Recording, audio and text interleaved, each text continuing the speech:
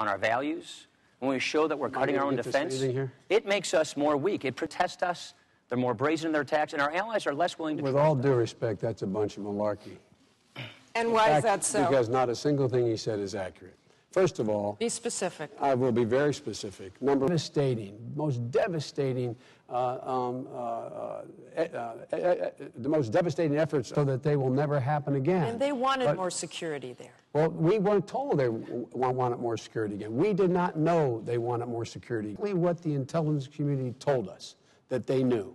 That was the assessment. And as the intelligence community changed their view, we made it clear they changed their view. What we should not apologize for... Burning Qurans immediately. What we should not be apologizing for are standing up for our values. What we should not be doing is saying to the Egyptian people, while Mubarak is cracking down on them, that he's a good guy, and then the next week say he ought to go. Of course there's an investigation so we can make sure that this never happens again. Incredible. Look, we want to prevent war. The interesting thing is how they're going to prevent war. So all this bluster I keep hearing, all this loose talk. And avoid nuclear... We can debate the timeline. We can debate the timeline, whether it's that short of time or longer. I agree that it's probably longer. Number two, it's all about credibility. You don't agree with that bomb and what the Israelis would do. We both, Vice President I don't want to go into classified stuff, but we both agree that, and look at what this administration does. Let me tell you what the Ayatollah sees. You have to have the Ayatollah sees his economy being crippled. This is a bunch of stuff. Look, here's the deal. What does that mean, a bunch of stuff? Well, it means it's simply inaccurate. It's Irish. It is. We Irish call it malarkey. Thanks for the translation. No, we Irish call it malarkey. But last thing, I don't know what world these guys are in. Thank heavens we have these sanctions in place. It's in spite of their opposition. Oh, God. They've given 20 waivers to this sanction.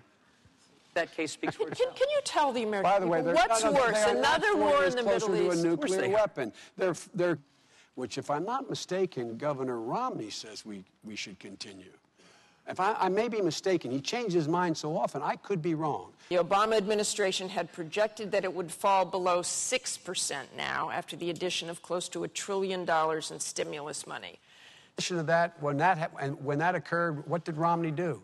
Romney said, no, let Detroit go bankrupt. We moved in and helped people refinance their homes. Governor Romney said, no, let foreclosures hit the bottom. But it shouldn't be surprising for a guy who says 47% of the American people are unwilling to take responsibility for their own lives. My friend recently in a speech in Washington said 30% of the American people are takers. You know what the unemployment rate in Scranton is today? I sure do. It's 10%. Yeah. You know what it was the day you guys came in? 8.5%. That's how it's going all around America. Look. You don't read the statistics. That's not how it's going. It's going down. This is his 2-minute answer, Look. please. And with respect to that quote, I think the vice president very well knows that sometimes the words don't come out of your mouth the right way. But I always say what I mean. To say here. The idea, if you heard that little soliloquy on 47%, you think he just made a mistake, then I think I think I got a bridge to sell you. Just get out of the way. Stop talking about how you care about people. Show me something. And the vice president was in charge of overseeing this. $90 billion in green pork to campaign contributors and special interest groups. His colleague runs an investigative committee. Spent months and months and months going into this. This is the Inspector General. Months and months. They found no evidence of cronyism. They got caught with their hands in the cookie jar, turning Medicare into a piggy bank for Obamacare. That didn't What we're happen. saying, more people signed these are up. from your own actuaries. More people signed up for Medicare Advantage after the change. What they're saying, nobody is Mr. Vice President, down. I know, no, this Mr. Vice President, I know you're under a lot of duress to make up for lost ground. But I think people will be better served if we don't keep interrupting each other. Well, don't take all the 4 minutes then. It's a plan I put together with a prominent Democrat senator from Oregon. There's not one Democrat who endorses it. Not one Democrat who signed Our partner is a Democrat from Oregon. And he said he does no longer support you for that. We put it together with the former Clinton budget director. Who this disavows idea, it. This idea, it has a Seniors are restricted not formula. denied. So Absolutely. They are not denied. Look, folks, I'm passing it and Romney saying he signed it, or me and the president. That statistic was completely misleading, but more importantly... There are the facts, right? This is what politicians do when they don't have a record to run on. try to scare people from voting for you. You are jeopardizing the program. You're changing the program from a guaranteed benefit to premium support, whatever you call it. The bottom line is people are going to have to pay more money out of their pocket. And the families I know and the families I come from, they don't have the money to pay more. That's why we're saying more for lower-income people and less for higher-income people. There aren't enough rich people and small businesses to tax to pay for all their spending.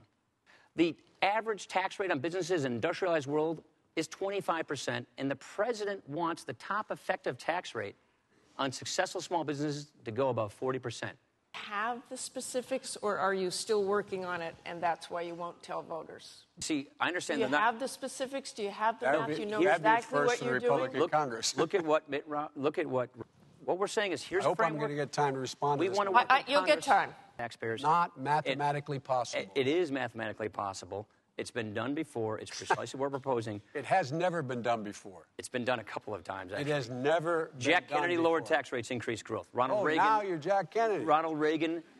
No, if he did such a great job, Vice President, he balanced the budget 4 times without raising taxes. Why isn't he even contesting Massachusetts? Vice President, what would you suggest? What would our greatest job creators? I wish I could get it. The greatest job creators. And you're going to increase the defense budget. And you're going to increase the defense budget. We're just not going to cut the defense budget like they're proposing. $2 billion.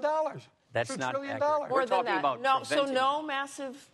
What would my friend do differently? If you notice, he never answers the question. No, we would not be going through the UN on all of these things. You don't go through the UN. We should not have waited for Russia to give us the green light. We should not have waited for Russia to give us the green light at the UN.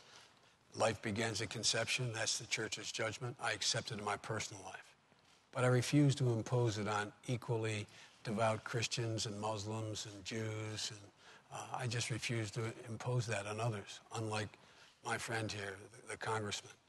I do not believe that that we have a right to tell other people that women, they can't control their body. It's a decision between but there are things that have been said in campaigns that I find not very appealing. We're going to the closing statements in a minute.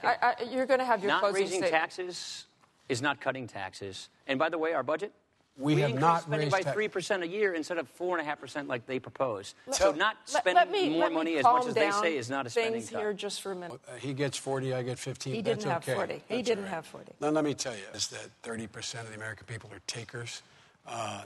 Romney points out 47% of the people won't take responsibility. He's talking about my mother and father.